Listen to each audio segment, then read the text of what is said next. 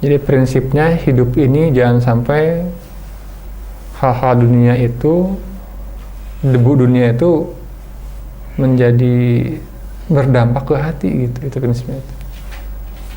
Cemas, takut, malu ini. Selama kita benar jangan malu, jangan takut. Ini kena persoalan sedikitnya terus mulu. Nah ya, malu, gengsi, Malu. ini Nggak boleh gitu Pak ya? nggak boleh. Itu kan di mata orang yang arif itu juga alamat yang dalil sih ya. Alamat kurang bagus. Ya, jadi apa tingkatan orang kebaca gitu. Di mana sih agamanya kebaca. Tidak perlu pakai mata gaib, dari alamatnya juga kebaca gitu. Di mana orang itu.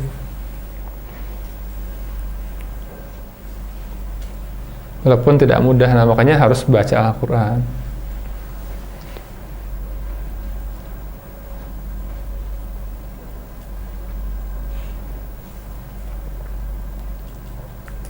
Kemudian ada yang konsul, wah saya kok tiba-tiba fana.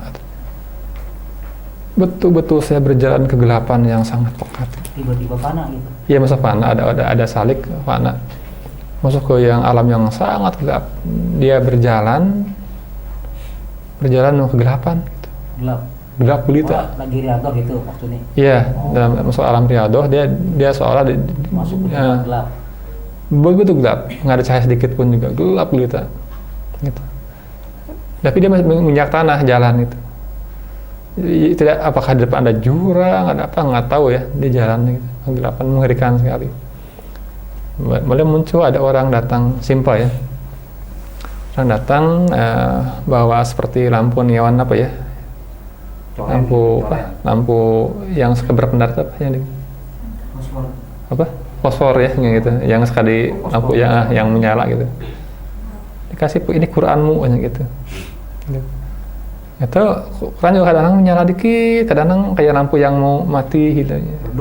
Jadi kayak hijau tapi kadang menyala dikit, kayak redup ya, sedikit mau mati, apa, remah sekali gitu. Meski demikian masih bisa melihat jalan lebih baik dibanding gelap sama sekali. Ada orang datang nih, Quranmu, gitu. Dia jalan seperti itu dan ketakutan, dia melihat alam yang menyeramkan, bangunan yang kuyul-kuyul yang penuh ininya gitu, dedemitnya gitu. Itu padahal dia pembaca Quran yang baik. Oh, pembaca Quran yang baik. Iya gitu. Ya dia pengajak Quran yang baik, tapi sebenarnya Quran itu baru di kepalanya aja gitu. Untuk kalimat. Dia belum menghias hati Quran itu. Quran membagaikan cahaya yang jadi belum menyinari kehidupan. Mudah cemas, mudah khawatir, mudah apa. Jadi Qurannya masih di mulut aja. Masih di kepala, di mulut, bukan di sini gitu.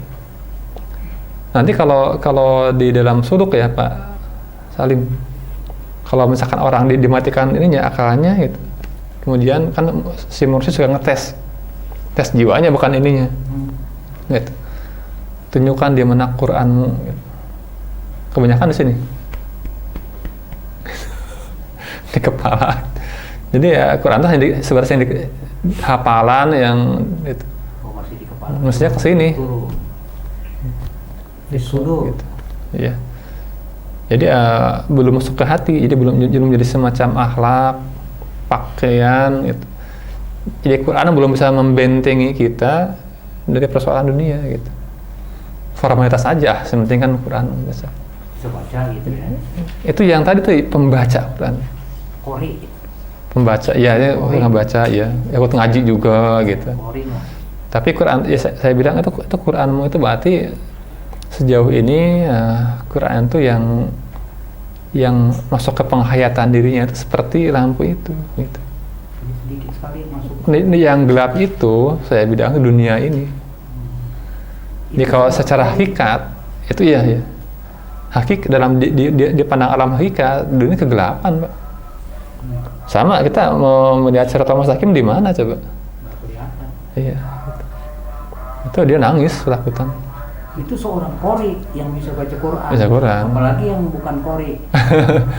Pokoknya prinsipnya bahwa kita membaca Al-Quran gitu, untuk bisa menghadapi dunia ini ada mutlak gitu. Sebuah kemutlakan. Nggak baca Al-Quran celaka. Bukan dibaca aja saya kira Pak. Nggak bisa, itu harus dipahami. Karena Al-Quran tuh apa ya? Kalau kita nggak baca Al-Quran, kita akan terperangkap oleh pandangan common umum gitu. Yang kalau kata Al-Quran, kalau engkau mengikuti pemikiran kebanyakan manusia akan menyesatkan engkau gitu. Dan orang kan biasanya lebih condong ke pendapat umum. Condong nggak ada masalah dan orang kan jadi condong apa kata orang banyak. Iya, condong nggak ada masalah gitu. Padahal Quran lain lagi hukumnya. Condong. Jadi kalau kata orang banyak tuh juga belum tentu benar Pak ya. Oh enggak. Mayoritas mengatakan begini. Enggak. Belum tentu benar. Makanya dalam Islam tuh nggak ada istilah demokratis. Ada gitu. Kalaupun musyawarah bil hikmah kayak di Pancasila kan gitu. Hikmah permusyawaratan itu udah bagus tuh. Hikmah permusyawaratan gitu. Tapi hikmah permusyawaratan bermusyawarah dalam hikmah dan keadilan tuh tinggi kalau mau dikaji. Susah juga tuh kalau mau. Kiai yang bikin Pak. Iya kiai. Kalau mau berpancasila dengan hak juga tidak mudah. Tidak mudah itu. Tidak mudah, sangat tidak mudah.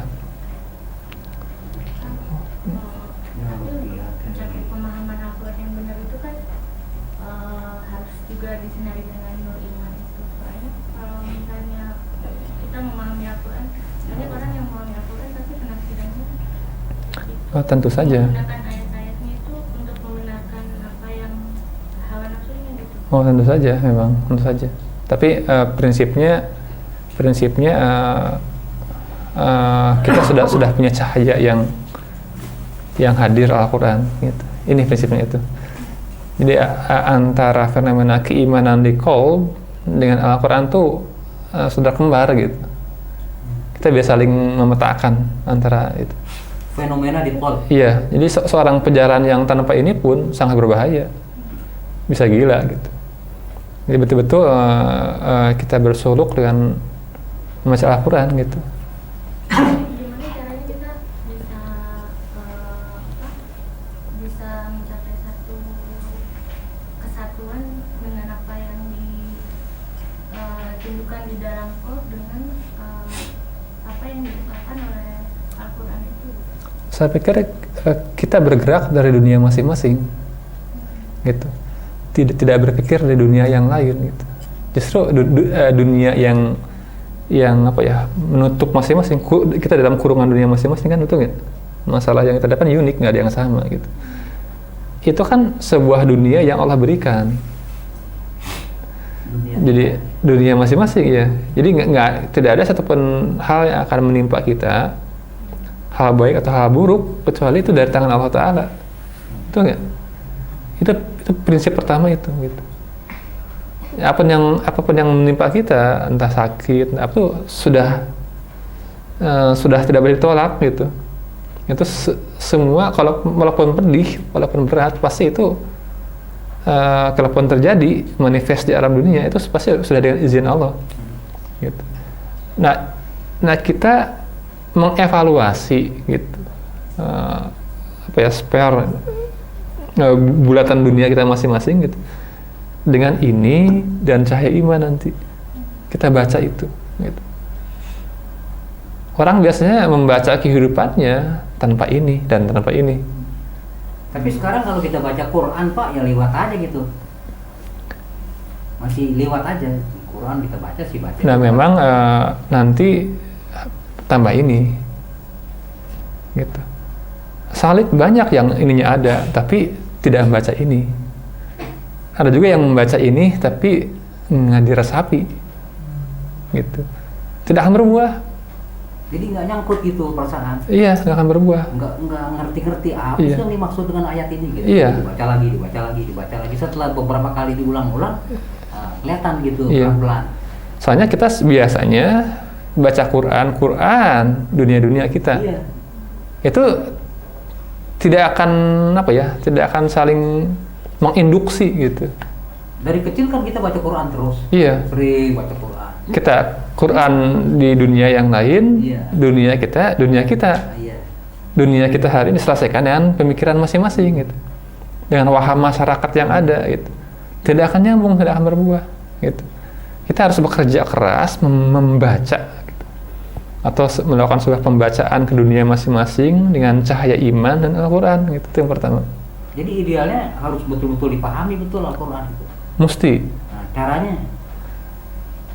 Allah menjamin dalam Al-Quran ini, menjamin, ini bahasa yang dimudahkan kata Allah Ta'ala, menjamin bahwa siapa yang bersih hatinya akan menyentuh Al-Quran gitu.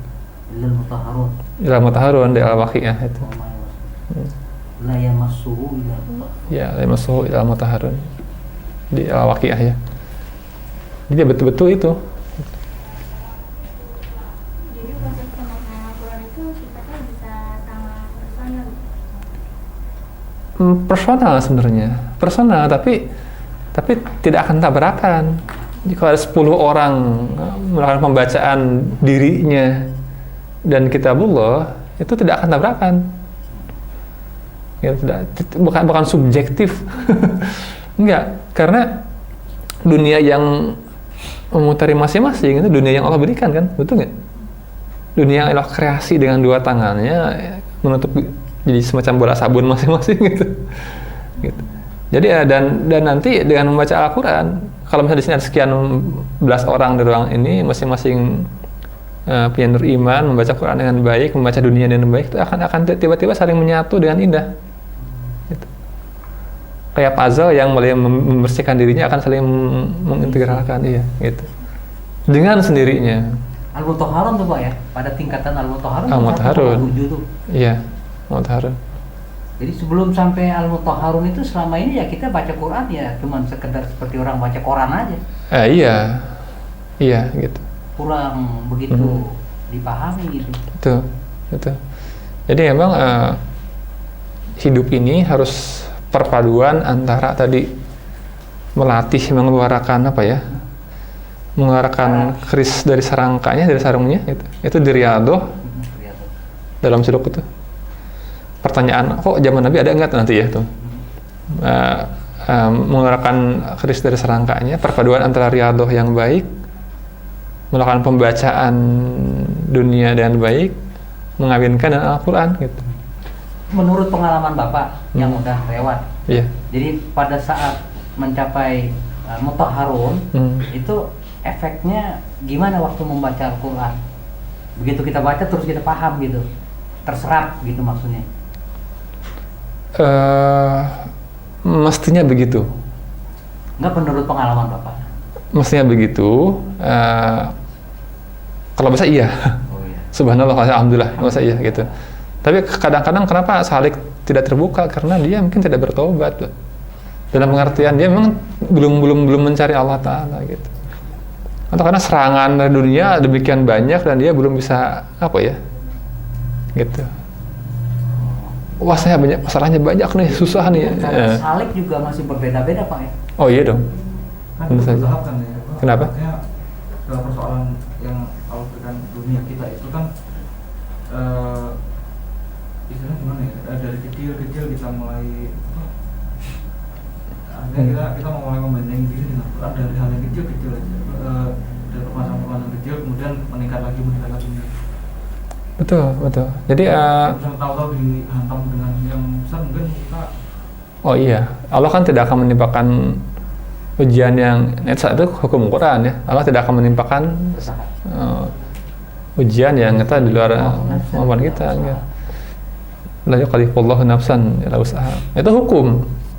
Kalau buat saya hukum itu. Jadi kita nggak akan takut, gitu. Tidak akan takut. Jadi Mutahharun itu satu titik di mana kita setelah mencapai titik itu kita baca Quran langsung kita bisa paham gitu Pak. Memang Mutahharun itu di sini letaknya. 17 kan? Iya, minimal. 177. Iya. Ini status Mutahharun.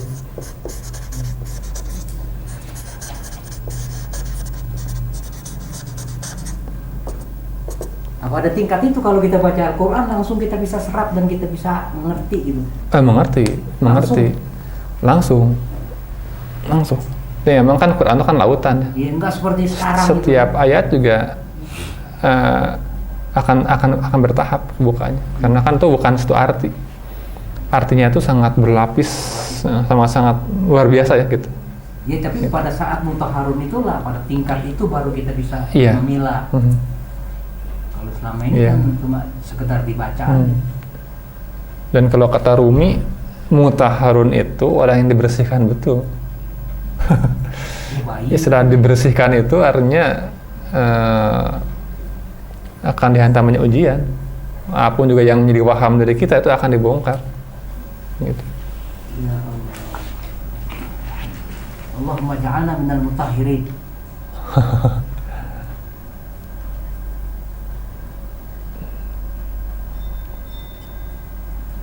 Gitu.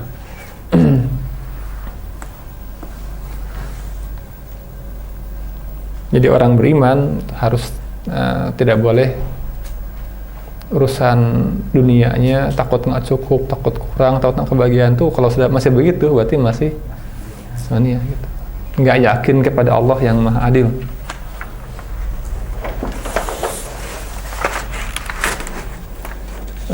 Itu baik, kita akan sedikit perluas.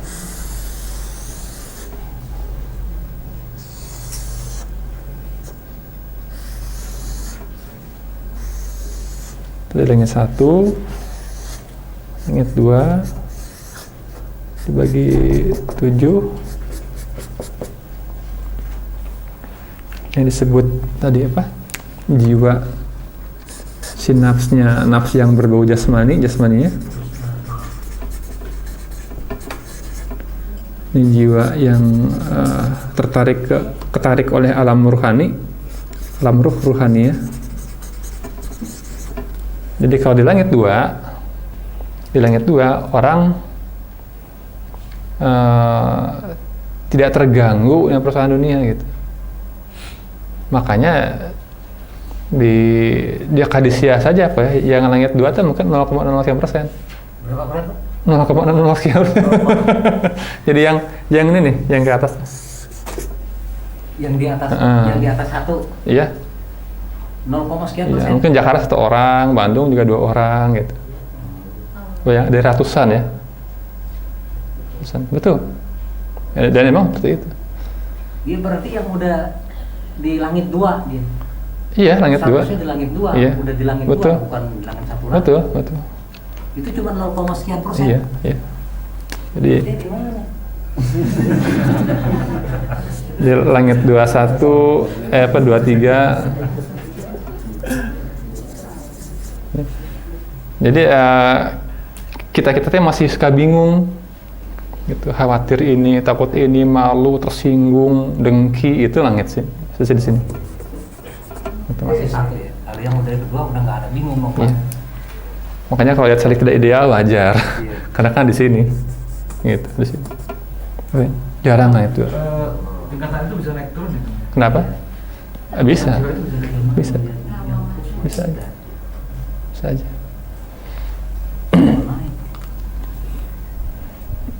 Tindakannya susah ya. Karena nggak mau baca Quran, nggak mau. Kalau baca Quran buat kebanggaan, buat apa gitu, nggak boleh. Pertandingan. Jadi bukan untuk memahami. Jadi kalau yang udah di langit 2 masih bisa turun lagi ke langit 1, Pak? Bisa. Masih bisa ya? Misalnya gini. Udah nggak bisa turun lagi pada level berapa dia? Misalnya begini ya. Orang saat belum nikah, gitu. Langit 2-3. Oh gitu. Gitu nikah, pusing, langsung 1-3 gitu. Balik turun lagi. Bisa begitu. Down lagi. Iya. Karena kan mestinya Allah tambah variabel, itu tambah variabel tertahan. Nikahnya 1 sih, kalau nikahnya sekali 2 gitu berangkatnya. Oh, tambah pusing lagi. Makanya tadi poligami kan. Karena ngajar yang muda-muda dong. Ini dari Hendra saya.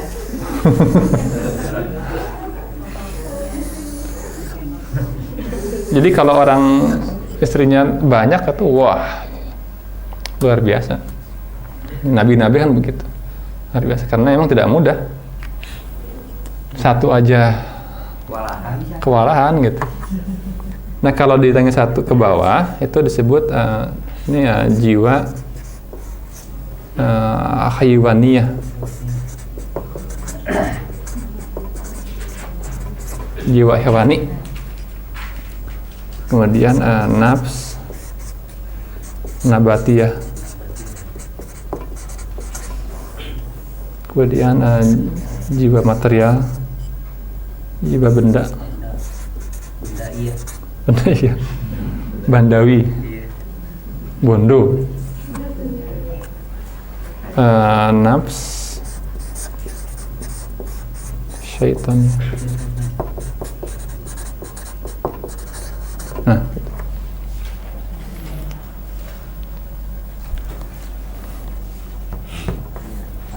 sebetulnya range-nya 7 sih. 7 langit, 7 bumi sebetulnya. Tapi secara global seperti ini. Jadi ada tingkatan hewaninya juga, hewan seperti apa, juga nabati seperti apa, gitu. Ada macam-macam. Hewannya juga macam-macam Pak ya? Iya. Nah, hewan juga bertingkat-tingkat.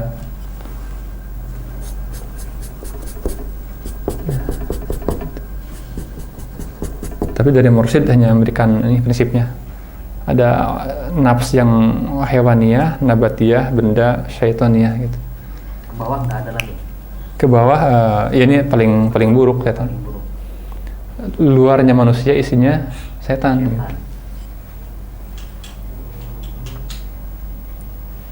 Nah kalau pada nafs hewaniyah itu hewan-hewan yang termasuk kategori paling atas gitu. Iya. Apa itu umpamanya? Yang kita bahas. Jadi di sini sebetulnya nafsnya mati ya. Iya maksudnya. Nafsnya mati. Jadi sifat hewani, sifat nabati itu muncul dari nafsunya, dari hawanya, sifat itu. Nanti kita akan buka skemanya. Tapi minimal begini. Jadi kalau orang tuh di sini pas dia dilahirkan kan turun tuh ya ke bawah, tadinya purnama begitu ya, badrun, nanti jadi mulai gerhana,